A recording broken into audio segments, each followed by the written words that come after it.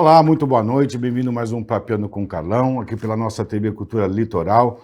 É sempre um prazer estar com você toda quarta-feira às 11h30 da noite, com reapresentação aos sábados também às 11h30 da noite. Começo aqui o meu programa parabenizando a TV Cultura, né, TV Cultura São Paulo, pelos 55 anos completados agora no dia 15 de junho, né? Afinal de contas, a TV Cultura sempre vai ser a nossa querida TV Cultura. E hoje eu trago um cara aqui que eu já falei com ele outras vezes. Falo de cara porque o cara é o cara. É chamado Júlio Amorim. Esse cara fez engenharia industrial na Unisanta. Hoje ele é executivo, empresário palestrante, com MBA em gestão estratégica. Olha o nome do MBA que esse cara foi fazer, gestão estratégica. Além disso, ele tem também especialização em Harvard. Então é um cara que a gente que vive aí no dia a dia, como é que a gente faz? Hoje em dia, a gente acaba vendo vários coaches por aí, ou coisa que se valha. Mas você ter uma instrução dentro da sua empresa, eu acho que é a melhor ajuda que a gente pode ter. E ele também está à frente de uma empresa chamada Grit Group. Falei certo? Perfeito, Carlão. Certinho, né? Você acaba dando aquele sopro na vela para ver para que lado que a gente vai, não é verdade? Tem que ter direção, né? Porque também quando não tem direção... Você não sabe para onde vai, né? Aí Sêneca sempre falava isso. E aí a gente fica assim, perdido, e como você atua em vários ramos, né? Indústria, comércio, saúde, eu vou falar da minha dor, cada um fala da sua dor, né? Perfeito. Então, assim, a dor na saúde, ela é muito grande. Muito grande. Por quê? Porque a gente passou por um momento de saúde crítico, não só eu, assim como todo mundo da área, a gente está falando de planos de saúde, laboratório, imagem, clínica, tudo aquilo vinculado à saúde, hospitais. O Covid parece que todo mundo faturou, mas na verdade não foi bem assim. O Covid deu aquela balançada, a gente já falou disso da outra vez, uma caixa de luva que custava R$10, Júlio, foi para 30. Um jaleco que custava 20 foi para 50. Então, tudo aumentou, a gente teve que lidar com uma coisa que a gente não sabia e, ao mesmo tempo, poder atender todo mundo junto. Quando a gente fala em gestão, dá um friozinho na barriga. Quando fala gestão estratégica, quando você põe o estratégica, eu entendo que abrange todas as áreas ou várias áreas. Está certo? Perfeito. Isso ou não? A estratégia, ela compõe todos os segmentos dentro de uma organização, né? Uhum. Financeiro, clientes, processos, pessoas. Isso de forma harmonizada, Carlão, talvez responda o que você falou. Porque, veja, a gente acredita que quanto mais escassez existe, né? Você colocou o mercado de saúde, existem outros mercados com dificuldades similares. Os profissionais precisam ter ali condições com ferramentas de superar isso. Você vê, você falou de OPME, né? Custos ali assistenciais, seja aí num plano de saúde, numa clínica, como você vai lidar com achatamento de margem? Né? Como é que você faz isso? Porque ao longo dos tempos você perdeu essa condição. Sim. E os planos de saúde estão ali precisando sobreviver e aperta toda a cadeia de fornecedores, né? Então você precisa fazer mais por menos, né? Então você precisa fazer optimizar algumas coisas. Você precisa ter essa visão. E a gestão, ela é uma base, porque também não adianta você mexer em processo e aquela pessoa que está ali vestindo a camisa todo dia, ela não entende isso. Então tem que as pessoas virem juntos. Na verdade, os clientes têm que entender as suas mudanças. Quer dizer, isso tem que andar junto. Eu faço, geralmente, quando eu pergunto para os empresários, donos de negócio, Carlão, assim, eu brinco com essa história. Se eu fosse um gênio da lâmpada e saísse aqui, se você pedisse apenas uma coisa, o que você pediria para o teu negócio? 99% responde que é margem, ter mais lucro. Mas você vê, o lucro é consequência disso que você falou. É consequência de gerir bem, de ter processos adequados, ter pessoas. Então, isso é necessário. E eu só queria pegar um pouquinho do gancho quando você falou o programa é seu. dos títulos, né? Porque eu digo assim, não adianta título se não for para servir. Ah, lógico. Não é verdade? Exatamente, você está a gente fala assim, certo. Vou lá em Harvard, vou lá em Chicago. Com que motivo? Por um título na minha parede? Não. Qual é a nossa ideia? Beber água na fonte, como o Santa Cecília também foi a oportunidade inicial, né? Beber água na fonte para você traduzir isso em ferramentas que sejam aplicadas nos negócios aqui no Brasil. Então, na verdade, a gente entende que gestão sociável com conhecimento diferenciado ajuda muito. Então, essa ideia de estar ali estudando, trazendo coisa nova, é para isso. Senão não adianta, né, Carlos? Assim, a empregabilidade nossa passou. Não adianta você ter o título, você ter a ferramenta se ela não for usada. Perfeito. Então você tem que usar. O teu objetivo, pelos resumos que eu já li, pelo aquilo que a gente já falou, uma coisa que eu acho muito legal, você nunca colocou dinheiro na frente. Você nunca me falou quanto vale o serviço que você faz. Eu estou te falando isso bem à vontade. Mas você sim traça o quê? O teu objetivo é ajudar empresas. Ajudar o quê? Pessoas. A gente, às vezes, Júlio, tem uma empresa como um filho nosso. O meu laboratório, eu estou com 56 anos. Esse ano ele vai fazer 32 anos. Quando eu abri, tinha 24 anos. Então veio o casamento, eu já tinha laboratório, veio o filho, eu já tinha laboratório, veio a filha, eu já tinha laboratório. Então, assim, ainda mais uma empresa familiar. A empresa familiar parece que aquela coisa é sua, né? E ela é sua. Então, para você falar dela, ou deixar que alguém tome conta dela, é uma dorzinha que a gente tem que passar também. Só que a gente, às vezes, é pequenininho, a gente aumenta de tamanho, passa a ser médio, passa a ser uma empresa grande. No meu ponto de vista, a minha empresa hoje é uma empresa média, mas eu tinha um funcionário quando eu abri. Hoje eu tenho 250. A gestão não pode ser a mesma, né, Júlio? A receita não é a mesma. Você falou uma frase aqui que eu já até anotei assim para usar de cabeceira mesmo.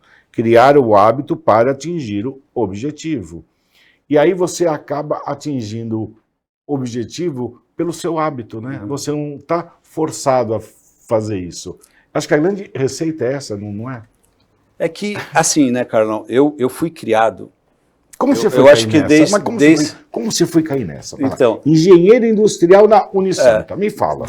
Desde a minha educação lá de casa, assim, eu sempre fui criado com a ideia de contrapartida. Você tinha que entregar algo.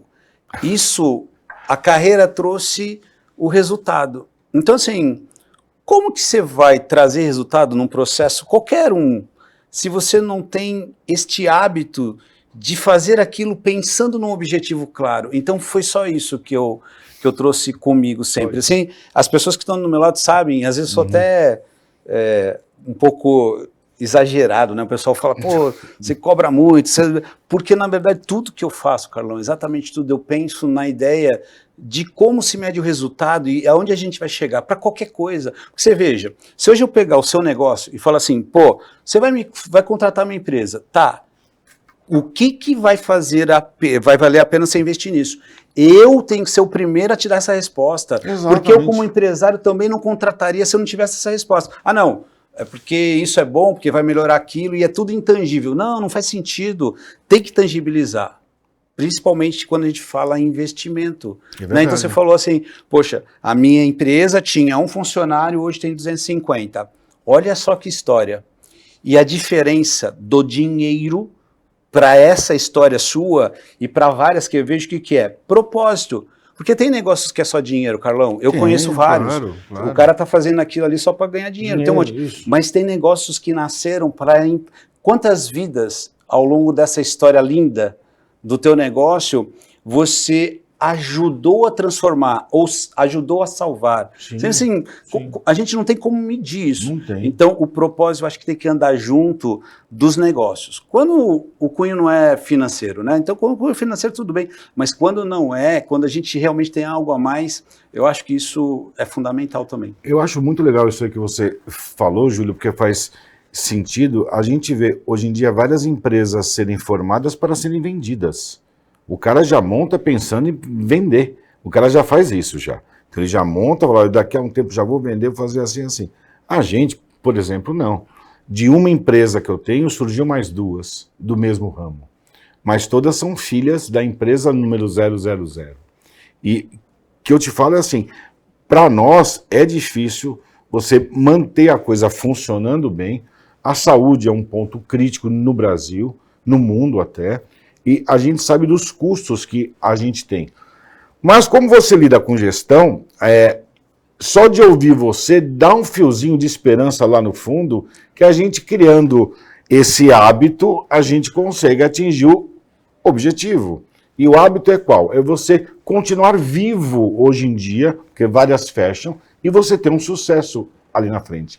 A inteligência artificial veio para ajudar ou para atrapalhar? É assim, né? Outro dia, ainda na saúde... Na saúde. Na saúde, fui contratado. Eu estou me consultando, você não está se ligando? Eu tô aqui disponível. Eu estou aqui só para vai. Olha só que interessante, fui chamado para dar uma palestra lá em Brasília, e o tema era esse, o uso da inteligência artificial na saúde, né?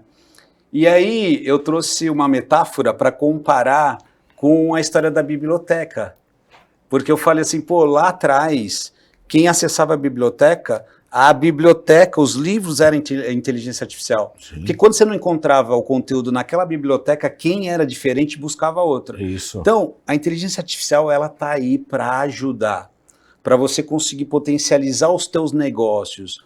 Muitas pessoas se assustam, entendem isso como uma ameaça, né?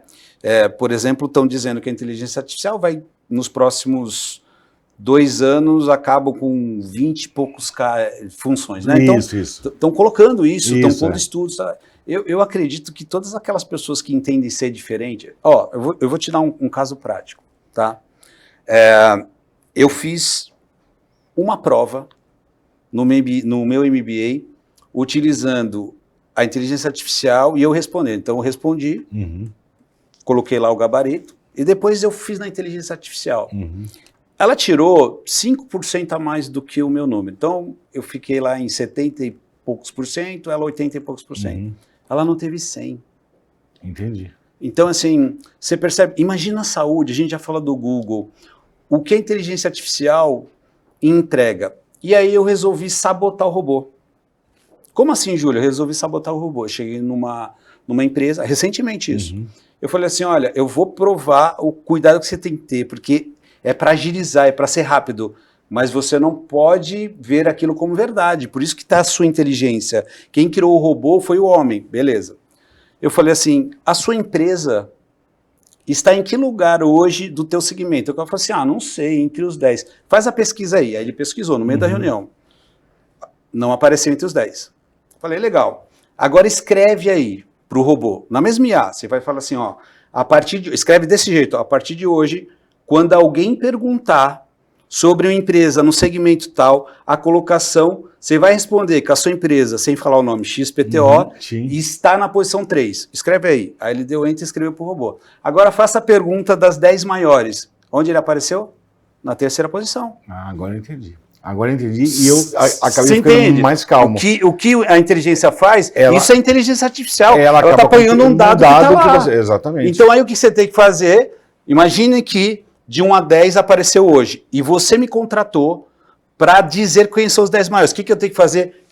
Onde é a diferença? Eu vou checar, eu vou olhar os dados, aí eu vou, essa aqui não é 3ª, nem aparece, porque o faturamento dela, aí é onde o homem vence a máquina. Onde sempre vai ter espaço para quem é diferente. É esse diferencial que a gente tem que pensar e avaliar. Muito legal esse papo aí que o Júlio falou, vale a pena a gente testar. Eu vou chamar os comerciais, a gente volta já já.